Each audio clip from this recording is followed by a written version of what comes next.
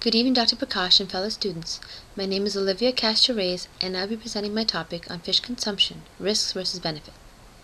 According to the American Heart Association, we should be eating at least 2 servings of fish, especially fatty fish, a week. Women who are pregnant or may become pregnant, and young children should eat up to 12 ounces a week of a variety of seafood, such as canned tuna, salmon, catfish, and pollock, while avoiding those fish that have a high content of mercury, which are shark, king mackerel, tilefish, and swordfish. The rest of the population can have up to 7 ounces of these fish a week. Slide 3 shows the top 10 fish consumed. Slide 4 gives you some statistics on how much we are eating and the imports and exports of seafood in the U.S. Slide 5 discusses aquaculture, which is fish farming, and the advantages and disadvantages of aquaculture. In Slide 6, we discuss the risks of fish consumption. For the human population, the concerns are mercury, dioxin, PCBs, pesticides, antibiotics, parasites, and bacteria. And for the environment, the concerns are overfishing, illegal, unreported, or unregulated fishing. Mercury is a reactive heavy metal that occurs naturally in the environment and is also released into the atmosphere through industrial processes. It cycles from the atmosphere into rainwater, then lakes and oceans, where microorganisms convert it to methylmercury. In this form, it can cross into the tissue and blood-brain barrier, thus entering the food chain. The mercury levels in fish depend on where it lives, how old it is, how big it is, and what does it eat. High exposure, possibly from industrial or occupational hazards, can lead to paresthesias, ataxia, delayed cognitive and neuromuscular development following in utero exposure, which affects the growing brain, nervous system, memory, attention, language, fine motor, and visual spatial skills.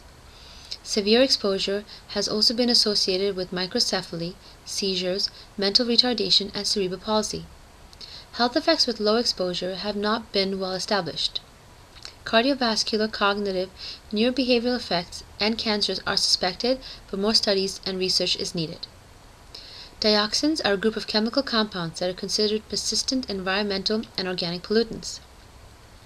2 of the more notorious and dangerous dioxins are 2,3,7,8-tetrachlorodibenzo-P-dioxin, or TCDD, and polychlorinated biphenyl, or PCBs.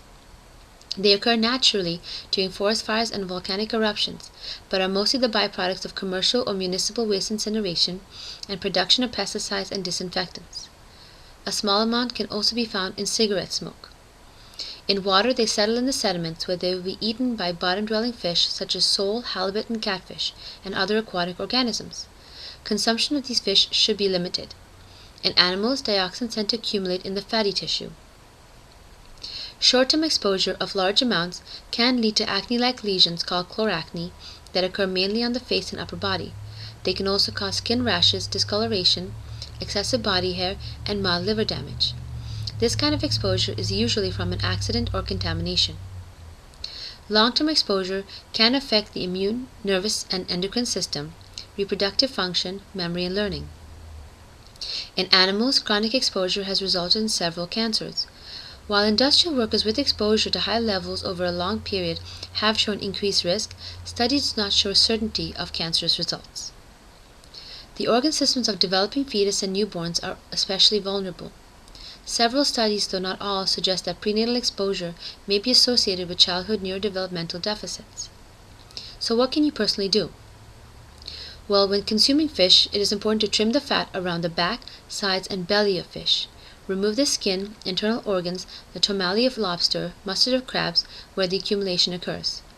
When cooking, let the fat drain away and try to grill or broil rather than fry.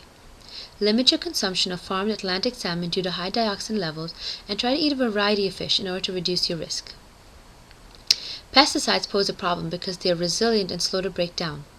They tend to accumulate in soil and in the sediment in lakes, rivers, and coastal areas, ending up in the bellies and fatty tissue of fish. Although they have been banned or modified, and levels are declining, it is still recommended that we limit our consumption of certain fish. Some of the more prominent pesticides are chlordane, where exposure in lab animals have shown increased tumor rates and harm to the fetus's developing nervous and immune system, and studies indicate that prenatal and childhood exposure may cause brain tumors and leukemia, while adult exposure may cause liver and nervous system damage. And DDT, where effects of prolonged or repeated exposure include premature birth, low birth weight, shortened duration of lactation, spontaneous abortion, and nervous system damage. Both of these pesticides have been listed by the EPA as probable human carcinogens. To reduce your risk, follow the same recommendations made for reducing dioxin exposure, such as trimming the fat, try to grill and broil instead of fry, and eat a variety of fish. Other risks include antibiotics, which do help minimize disease, especially in farmed fish, but they pass into the environment and can be toxic to us. And certain fish and shellfish carry parasites, bacteria, or viruses that can make you sick. And while cooking the fish adequately can kill the parasites and bacteria, toxins from mollusks don't get killed by the heat, so it is important to pay attention to your local advisories to let you know if there are quarantines at that time on the mollusks. So with all these risks, why should we eat fish? Well, fish is a good source of protein, and in comparison to fatty meat products, is not as high in saturated fat. It is also an important source of omega-3 fatty acids, including the EPA and DHA omega acids. Both are recommended for women during pregnancy and lactation to promote good health for the fetus, especially DHA, which is critical for the development of the brain, eyes, and nervous system. Inadequate intake may increase risk for premature birth, low birth weight, diabetes, and postpartum depression. EPA is believed to be beneficial for autoimmune and inflammatory disorders, including arthritis, asthma, inflammatory bowel disease, systemic lupus erythematosus, psoriasis, and helps lower triglyceride levels, reduce cardiac risk, and ischemic stroke. Studies have linked EPA intake with treating major depression, postpartum depression, and schizophrenia by reducing the severity of symptoms and increasing remission time for bipolar disorder. DHA helps support brain function by improving memory and cognitive development. It also seems to help with stress, reduce aggression, and assist with cognitive impairment from Alzheimer's disease. Although studies indicate that omega-3s have possible benefits for cardiovascular diseases, diabetes, stroke, and sudden death, more research is needed for conclusive evidence. Other benefits from consuming fish include vitamin D, selenium, iron, copper, and magnesium, and iodine. So who's regulating your food? Well, the U.S. Food and Drug Administration is responsible for protecting the public health by assuring foods are safe, wholesome, sanitary, and properly labeled. They also develop methods to detect unapproved chemicals in fish tissue so that harmful drug residues won't end up on our plates. The World Health Organization has been responsible for participating and initiating many programs and policies to prevent and reduce contaminants in our food.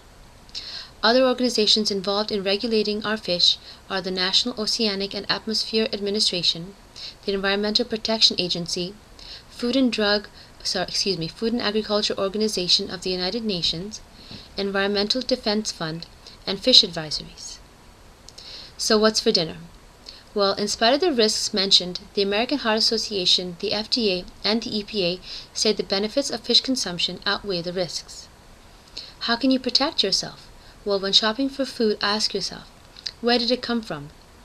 Rivers versus ocean versus fish farms, international versus domestic, and how was it caught? Check your local advisories or FDA and EPA websites. Look for the blue logo of the Marine Stewardship Council.